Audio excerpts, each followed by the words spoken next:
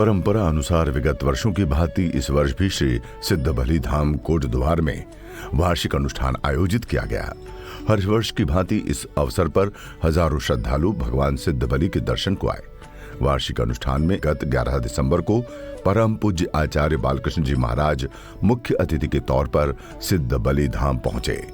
धाम पर पहुंचते ही मंदिर समिति के पदाधिकारियों ने पूज्य आचार्य जी की आगवानी की और उन्हें मुख्य मंदिर तक लाए, जहां पूज्य आचार्य जी ने सिद्धबली के दर्शन किए।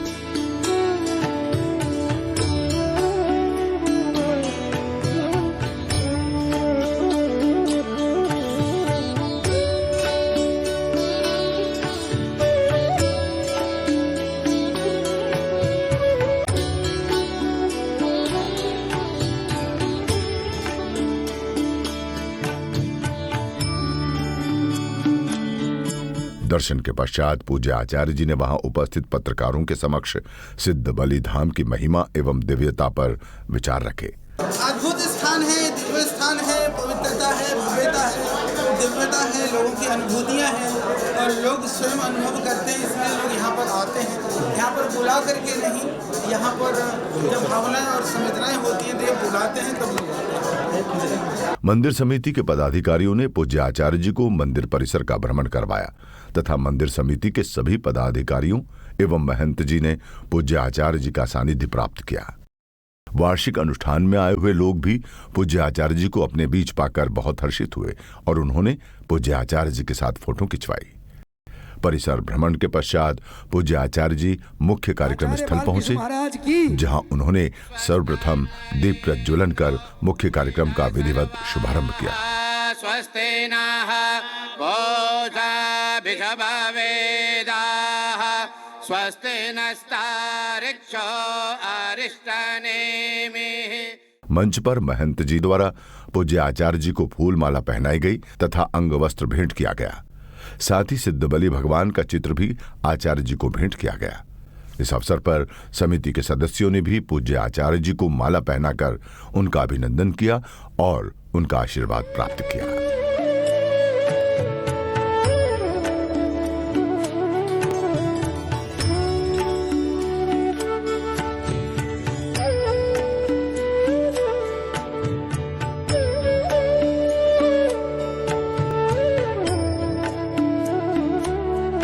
बोले सिद्धबली बाबा की, सनातन धर्म की, बालकृष्ण महाराज की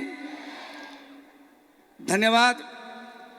आज इस दिव्य भूमि में, पावन भूमि में, जिस भूमि में साक्षात गुरु गोरक्षनाथ जी ने सिद्धि प्राप्त की हो और भगवान हनुमान जी से वचन ले लिया हो कि इस स्थान पर आप प्रहरी की तरह तमाम भक्तों का कल्याण करेंगे, ऐसी दिव्य भूमि में कई महापुरुषों ने अपने पदार्पण किया और इसी कड़ी में आज बालकृष्ण महाराज जी ने यहाँ पर आकर सिद्धबली बाबा के चरणों में अपना शीश नवाकर हम सब लोगों को कृतार्थ किया कि आज इस मेले में आपने इस समापन अवसर पर उपस्थित होकर तमाम भक्तजनों को और तमाम हमारे जो यहाँ के मंदिर समिति के हमारे कार्यकर्ता हैं उन सब का निवेदन स्वीकार कर आपने यहाँ पर उपस्थिति दी। इसके लिए मैं तमाम समिति के लोगों की तरफ से आपका बहुत बहुत धन्यवाद और अभिनंदन करता हूँ। आज इस कार्यक्रम में लाखों लोग सुबह आज शाम रात तक यहाँ पर रहेंगे और आज ऐसे कार्यक्रम में आप लोगों ने आया, आप लोगों के सानिध्य में यह कार्यक्रम आयोजित किया जा रहा है। आज बालकृष्ण महाराज जी यहाँ पर आए हैं और मुझे लगता है कि साक्षात हनुमान जी के प्रतिबिंब यहाँ पर अवतरित हुए हैं, क्योंकि आप में और हनुमान जी में 2-3 चीजें ऐसी हैं जो समतुल्य हैं आप। और एक तो आप ब्रह्मचारी हैं और दूसरे आप जैसे हनुमान जी ने भगवान लक्ष्मण जी के प्राण बचाने के लिए बूटी की खोज की थी, उसी तरह आज आप इस पूरी धरती पे अपने आयुर्वेदिक के माध्यम से, जड़ी बूटियों को खोज के माध्यम से लोगों को उपचार और उनको लाभान्वित कर रहे हैं। मुझे लगता है कि आप आज उसी भगवान हनुमान जी के प्रतिबिंब के रूप में यहाँ पर अवतरित हुए हैं। इसलिए मैं आपका पुनः बहुत बहुत आभार, बहुत बहुत प्रणाम करता हूँ। महाराज जी, यह कार्यक्रम कई वर्षों से हो रहा है और हम तमाम जितने भी हमारे सनातन धर्मी हैं और इस भारतवर्ष के जितने भी लोग हैं, आज वो बाबा रामदेव के उस अथक प्रयास से और जिसमें उन्हें राष्ट्रीयता की भावना लोगों तक पहुंचाई, जिस तरह से स्वावलंबी और स्वदेशी का भावना लोगों तक पहुंचाया, और निश्चित रूप से ये बिना आपके, क्योंकि आप उन पे हनुमान के रूप में आप उनके सारे काम करते हैं, इसलिए इन दोनों लोगों का आज पूरा हिंदुस्तान, पूरा भारत कृत धन्यवाद करता है कि आप इस देश की सेवा कर रहे हैं, राष्ट्र की सेवा कर रहे हैं और हमारे तमाम श्रद्धालुजनों और भक्तजनों की सेवा कर रहे हैं। और मुझे भगवान सिद्धबली बाबा से प्रार्थना करने का एक माध्यम भी मिला है कि आप निरंतर इस भारतवर्ष की सेवा में इसी तरह आयुर्वेदिक और योग के क्षेत्र में आपका संस्थान आपके दिशा निर्देशन में जो काम कर रहे हैं, भविष्य में भी वो चारों तरफ विश्वगुरु बनने की ओर अग्रसर करने का जो महत्वपूर्ण काम आप कर रहे हैं वह आगे भी करते रहेंगे। ये मैं सब लोगों की तरफ से भगवान से प्रार्थना भी करता हूं और मुझे विश्वास है कि आप लोग जरूर इस काम में सफल होंगे। मैं आपका पुनः बहुत बहुत धन्यवाद करता हूं। धन्यवाद।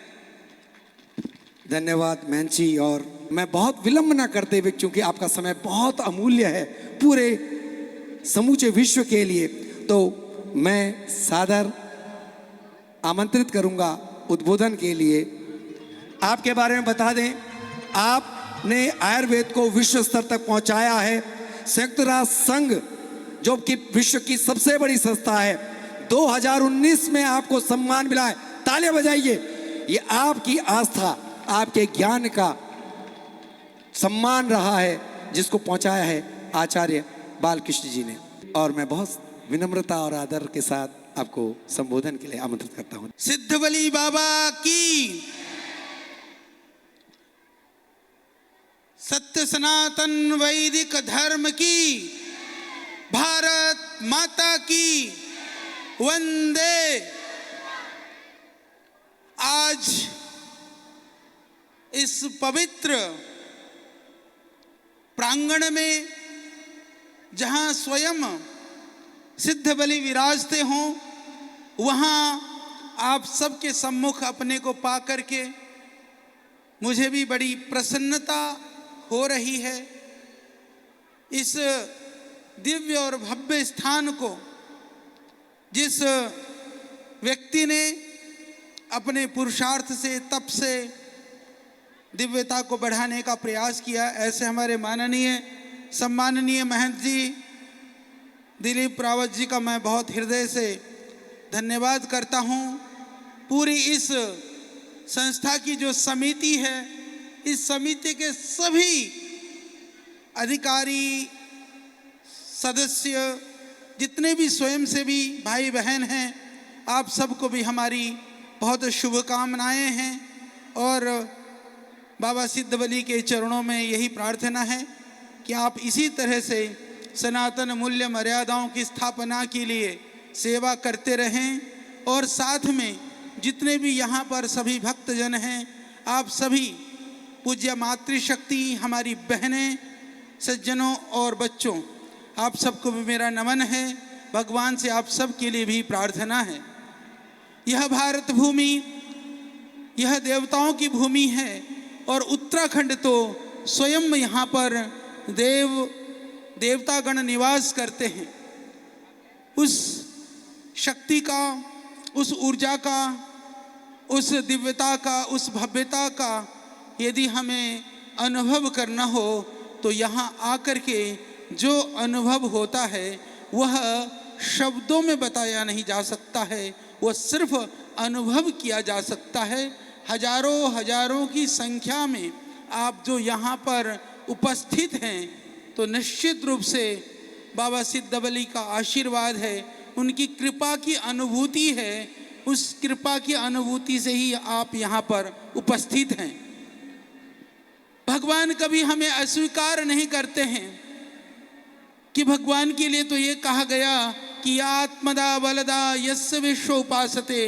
वेद भगवान स्वयं कहते हैं कि जो दैवीय शक्तियाँ होती हैं, जो दिव्य शक्तियाँ होती हैं, वह तो हमारे हर तरह के बल को, सामर्थ्य को बढ़ाने वाले होते हैं। वो हमें हर तरह से ऊर्जा, शक्ति और सामर्थ्य को दे करके दुर्बलता और दीनहीनता को दूर करते हैं। परंतु कहीं ना कहीं हम स्वयं ही विमुख होते हैं।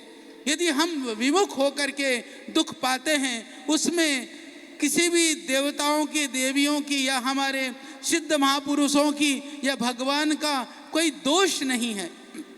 इसीलिए हम स्वयं भी और अपने पारिवारिक जनों को भी, अपने जुड़े हुए लोगों को भी अपने जड़ों से जोड़ करके रखें। अपने जड़ों के प्रति जुड़ने के लिए उनको प्रेरित करें।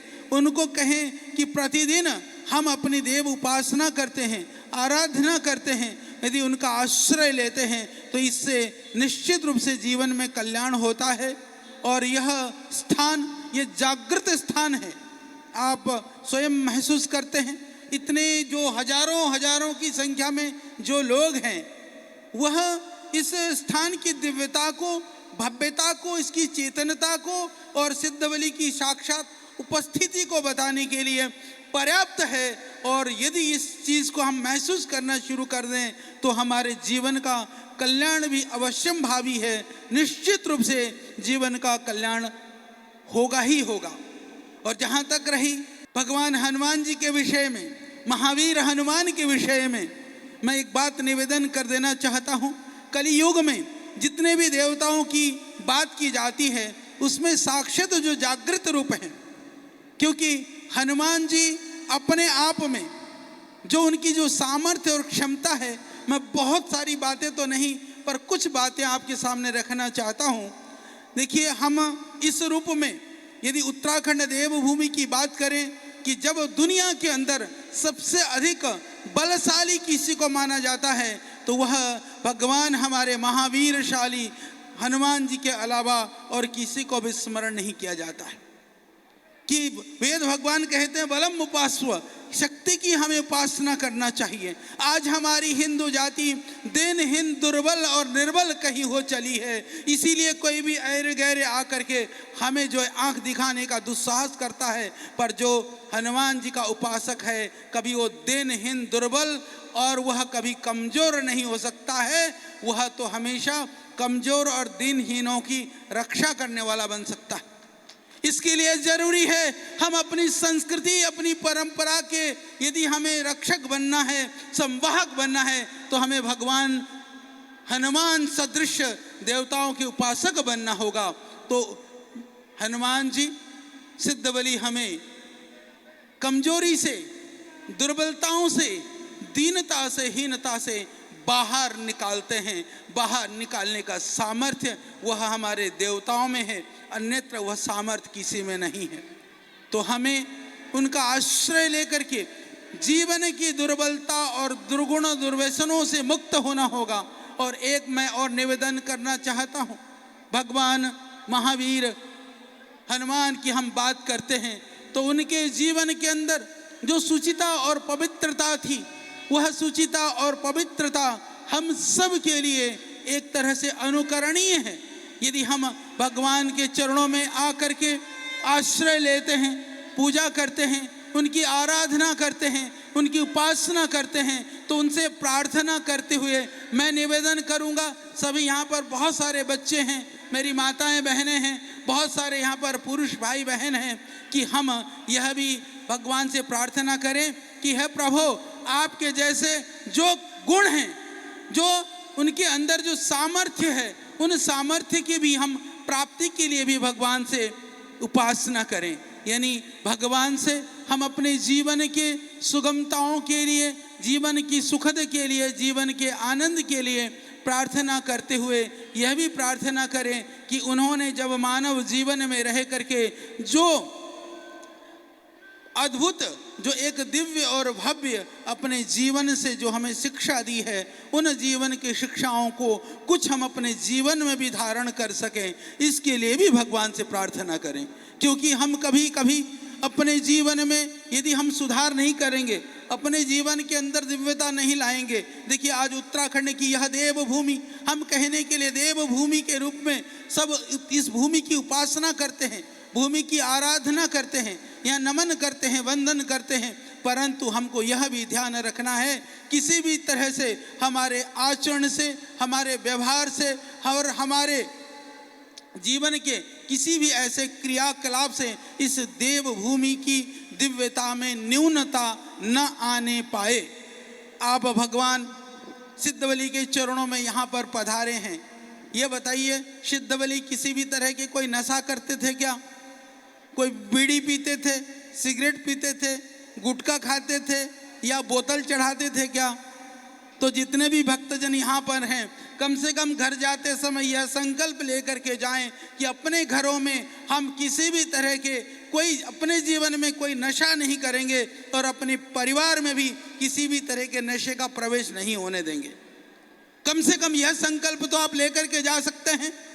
जब हम देवों की आराधना करते हैं तो देव वाली दिव्यता अपने परिवार में लाने का प्रयास क्यों नहीं कर सकते? क्योंकि अपने परिवार को यदि आप स्वर्ग बनाना चाहते हैं तो यह जरूरी है कि अपने जीवन को भी हम बहुत सात्विक और पवित्र बनाएं। भगवान सिद्धबली ने, हनुमान जी ने पूरा जीवन माता सीता और भगवान श्री राम के चरणों में एक लक्ष्य और उद्देश्य के लिए जिस तरह का उन्होंने उनको आदेशित किया, उस रूप में अपने आप को अर्पण कर दिया। क्या हम अपने जीवन को भगवान को अर्पण करते हुए अपनी संस्कृति रक्षा का संकल्प नहीं ले सकते हैं क्या? हम ले सकते हैं। बस यही भावना यहाँ से। और एक बात और मानिए कि कभी कभी ऐसा होता है, हम देवस्थानों में जाते हैं, बहुत सारी हमारी मनोकामनाएं पूरी हो जाती हैं, कभी कभी कुछ अधूरी भी रह जाती हैं, तो समझ लेना कि वहाँ पर भगवान का कोई दोष नहीं है। कहीं ना कहीं हमारी श्रद्धा में, हमारी भक्ति में, हमारे कहीं ना कहीं समर्पण में कमी है। इसलिए अपनी भक्ति को, अपनी श्रद्धा को, अपने समर्पण को बढ़ाने का हमको हमेशा प्रयास करना चाहिए। जितनी हमारी श्रद्धा बढ़ेगी, जितनी भक्ति बढ़ेगी, देखिए भक्ति से ही कल्याण होता है। यह भक्ति भाव जो है वह दिखावे के लिए नहीं कि कहीं जाकर के प्रदर्शन, यह तो अर्पण करने की बात है। यह तो अंदर से हमको अपने अंदर भाव को पैदा करने की बात है। तो भगवान में चरणों में आकर के हम यही प्रार्थना करें हमेशा भगवान से कि प्रभु इतनी शक्ति देना, इतना सामर्थ्य देना। यदि जीवन में विषमताएं आए, प्रतिकूलताएं आए तो हम कभी घबराएं नहीं, हम विचलित न हो। यदि सुख आए तो ऐसा अहंकार न आए कि कभी कभी सुख में भी अहंकार से भी आदमी और पतन के रास्ते में चला जाता है। चाहे जीवन की उन्नति हो, चाहे अवनति हो, कहीं भी हम विचलित न हो, ऐसी हम प्रार्थना करते हुए जीवन में भगवान से, भगवान की आराधना कर करके हम सब आगे बढ़ें, यह जरूरी है। भगवान सिद्धबली को, हनुमान जी को हम मानते हैं कि उन्होंने द्रोणगिरि क्षेत्र से संजीवनी लेकर के लक्ष्मण की चेतना को लौटाने का, वो मूर्छित अवस्था से बाहर निकालने का काम किया था। हम सब जानते हैं, पर मैं एक बात निवेदन करना चाहता हूँ कि कम से कम हम अपने घरों में, अपने परिवारों में हम हनुमान जी के प्रतिनिधि बन करके छोटे छोटे रोग और बीमारियों के लिए कुछ न कुछ उपाय कर सकें, अपने रोगों से मुक्त कर सकें। इसके लिए जैसे श्रद्धेय स्वामी जी आज पूरे देश और दुनिया के अंदर उस योग की अलग को जगा रहे हैं। सिद्धबली जो हमारे हनुमान जी थे वह योगी थे। वो उन्होंने योग के द्वारा सारे शास्त्रों के ज्ञाता थे। उन्होंने चारों वेद और 6 शास्त्र, सारे ग्रंथों को उन्होंने अध्ययन किया हुआ था। तो इसी तरह से हम अपने जीवन में कम से कम जो बेसिक स्वास्थ्य का जो सिद्धांत है, अपने घरों में हम आज जब बीमारियां आती हैं, परेशानियां आती हैं, तो एक मजबूरी है कि हम परेशानियों को दूर करने के लिए, ठीक करने के लिए हम उपायों को ढूंढते हैं। तो कम से कम आप सबसे हमारा जो निवेदन यह है कि प्रतिदिन एक नियम बनाएं कि आप कम से कम आधा घंटा, 1 घंटा, जितने भी समय की अनुकूलता है, सुबह समय ना मिले, शाम को ही सही, कम से कम योगाभ्यास और प्राणायाम करने की आप आदत डालें। आप प्रतिदिन योग अभ्यास करें तो भगवान की कृपा आपके ऊपर बनी रहेगी। आप रोग से, बीमारियों से मुक्त रहेंगे।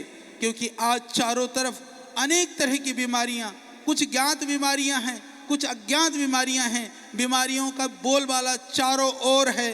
तो बीमारी चाहे कैसी हो, चाहे हम उसको जानते हों चाहे हम नहीं जानते हों, यदि हम बचना चाहते हैं तो योगाभ्यास का शरण उसका आश्रय जरूर ले। खाने में जो आहार है, आज वायु शुद्ध नहीं है, जल शुद्ध नहीं है, आहार शुद्ध नहीं है, उसकी शुद्धता का, शुचिता का भी हम ध्यान रखते हुए जीवन में आगे बढ़ें तो जीवन में नशा, वासना और विकारों से दूर होकर के शुद्ध सात्विक आहार के द्वारा अपने जीवन को आगे बढ़ाने का हम प्रयास करेंगे तो प्रभु की कृपा हमारे ऊपर और बनी रहेगी। परिवार में शांति और आनंद हमको प्राप्त होता रहेगा। हमारी संस्कृति तो, हमारी परंपरा तो बहुत ही वैज्ञानिक परंपरा है। हमारे यहाँ जितने भी परंपराएं हैं वहाँ पूरी तरह से वह एक तरह से विज्ञान सम्मत हैं। हमारे यहाँ जैसे अभी किसी भी चीज़ की यदि हम बात करें, तुलसी के पौधे की ही मैं बात करूं तो तुलसी हमारे यहाँ घर में हम लोग लगाते हैं, हम उसको भी देव के रूप में पूजा करते हैं। तुलसी को देवता क्यों माना गया है, मैं थोड़ी सी बात बता देना चाहता हूँ कि आप ये समझिए कि तुलसी को देवता इसलिए माना गया है जिसके घर में तुलसी का पौधा होता है उस घर का वास्तु अपने आप ही ठीक हो जाता है। जिस घर में तुलसी का पौधा होता है उस घर के अंदर आप देखेंगे बहुत तरह के जो वायरस और बैक्टीरिया हैं वो नहीं प्रवेश करते हैं। जब आपने पीछे सबको पता है, सब लोगों ने उस पीड़ा को, उस विभीषिका को झेला।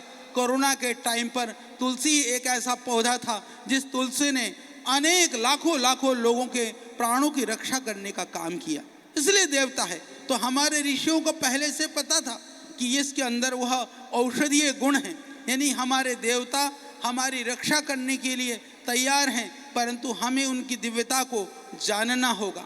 इसी तरह से हमारी जितने भी परंपराएं हैं, चाहे गौमूत्र की बात आती है तो लोग कई बार उसको लेकर के उपहास करने का प्रयास करते हैं, परंतु मैं आपको बता देना चाहता हूं कि पतंजलि वह पहली संस्था है जिस संस्थान ने गौमूत्र में से, वहाँ पर गौमूत्र के अंदर जहाँ विविध तरह के मिनरल्स हैं, विविध तरह के स्वास्थ्यदायक तत्व हैं, उसके साथ साथ में उसके अंदर सोने के कण भी पाए जाते हैं। यह हमने साइंटिफिकली प्रूव किया है। तो मैं इस बात को इसलिए कहना चाहता हूँ, हमारी परंपराओं में जितने भी चीज़ें हैं वो सब कुछ वैज्ञानिक हैं, इसको हमें समझने की आवश्यकता है। कभी कभी हमारी संस्कृति के नाम पर, धर्म के नाम पर जो आडंबर है उन आडंबरों में मत फंसिए, परंतु हमारे धर्म के अंदर जो विज्ञान है, धर्म के अंदर जो सामर्थ्य है, उस सामर्थ्य से भी आपको कभी वंचित नहीं होना है। यह आपको हमेशा ध्यान रखना है, क्योंकि आज पूरी दुनिया में जो समस्या है, परिवारों के अंदर एक रूपता नहीं है, परिवारों के अंदर सामंजस्य नहीं है, परिवारों के अंदर जो है आपस में प्रेम नहीं है, इसलिए कहीं ना कहीं विखंडनीय स्थिति है। परंतु हमारी संस्कृति ने तो वसुधैव कुटुंबकम कहा था, अनुव्रतः पितु पुत्रो मात्रा भवतु सम्मना, इस तरह की उद्घोषणा हमारे संस्कृति ने की थी कि हमारे परिवार के अंदर पिता, पुत्र, पुत्री, माँ और सब आपस की जो मित्रता है, जो प्रेम है, जो आत्मीयता है, वो हमारी शक्ति है। तो आप सब भगवान के चरणों में आकर के परिवार के कल्याण के लिए यह भी प्रार्थना करें, आपस में इस तरह का व्यवहार रखें कि हमारे जो संबंध हैं, हमारे जो आपस का जो प्रेम है वो कभी भी खंडित न हो पाए, वह अखंड बना रहे। हमेशा अपने जीवन के अंदर आप सिद्धबली के चरणों में हैं। अखंड प्रचंड पुरुषार्थ के प्रतीक भगवान हनुमान जी हैं। अपने जीवन के अंदर चाहे कैसे भी विपत्ति आए, हम अखंड प्रचंड पुरुषार्थ करते हुए जीवन में आगे बढ़ने का हम प्रयास करेंगे। भगवान, देखिए, भगवान सहयोग करते हैं, परंतु उसका सहयोग ज़्यादा करते हैं जो अपनी पूरी सामर्थ्य लगाने के बाद में प्रार्थना करता है। जो निठल्ले बैठ करके प्रार्थना मात्र में रह जाता है, उसकी सहायता तो भगवान भी नहीं करते हैं। तो इसलिए पुरुषार्थ के प्रतीक हैं सिद्धबली, वह प्रचंड अखंड व्रत के प्रतीक हैं सिद्धबली, वह जीवन के अंदर गति देने का सामर्थ्य रखने वाले देवता हैं सिद्धबली। इसको हमको समझ करके अपने जीवन में हमेशा ही वह हमेशा साहस के, ऊर्जा के, सकारात्मकता के, पवित्रता के और वह उत्साह के देवता हैं। जीवन में कितनी भी प्रतिकूलताएं आ जाए, कितनी भी विपत्तियां आ जाए, कितना भी संघर्ष करना पड़े, कितना भी साहस करना पड़े, फिर भी जो अविचलित रहे वह है सिद्धबली। आप भगवान हनुमान जी को बहुत रूपों में याद कर सकते हैं। मैं आपको बता दूं, जब कभी हम लोगों ने संघर्ष किया था, हालांकि हमारे यहाँ हम लोग दैनिक यज्ञ करते हैं, कोई किसी तरह से हम लोग देव मूर्ति वगैरह नहीं थी, पर जब हम लोगों ने आंदोलन किया उस समय पर मैं एक निवेदन करना चाहता हूँ। जब मैं भगवान हनुमान जी का दर्शन करता था, मुझे लगने लगा कि माननीय महंत जी ने तो बहुत कहा अभी कि हम देखिए हनुमान देवता तो देवता हैं, हम लोग कभी उन समतुल्य नहीं हो सकते हैं, उनके पासिंग भी नहीं हो सकते हैं। पर मैं एक बात कह देना चाहता हूँ, यदि हम अपने देवताओं के, अपने महापुरुषों के, उनको आदर्श मान करके जीवन में आगे बढ़ने की सोचते हैं तो आपको महापुरुष या देवी देवता बनने की जरूरत नहीं है, पर आप देवताओं के सही माने में आप अनुगामी बनेंगे तो आपकी रक्षा भगवान स्वयं करेंगे, इसमें किंचित मात्र भी संशय नहीं है। तो आप लोग ध्यान रखिएगा कि हमको उन देवी देवताओं की, उन परंपराओं के, सिद्ध बलि के सबके अनुगामी आपको बनना है।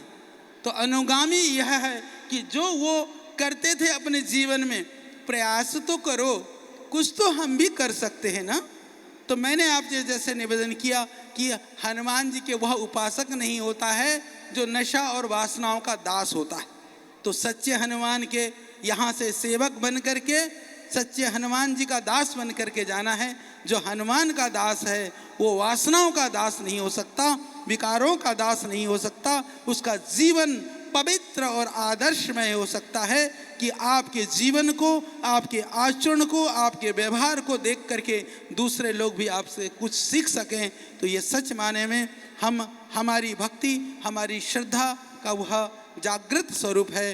तो यहाँ आकर के जिस श्रद्धा से, जिस भक्ति से, जिस भावना से यहाँ पर आप आए हैं, भगवान आपकी भावनाओं को पूर्ण करे, आपको शक्ति दे, सामर्थ्य दे, जीवन में आप आगे बढ़ें, आपकी सब हर मुश्किल को भगवान दूर करें। इन्हीं प्रार्थनाओं के साथ में सिद्ध बलि के चरणों में मैं नमन करता हूँ, वंदन करता हूँ। आप सबको मेरा बहुत बहुत प्रणाम। कार्यक्रम के अंत में पूज्य आचार्य जी ने अनुष्ठान में आए हुए प्रसिद्ध भजन गायक पीयूष कैलाश अनुज जी को फूलमाला एवं शॉल पहनाकर सम्मानित किया।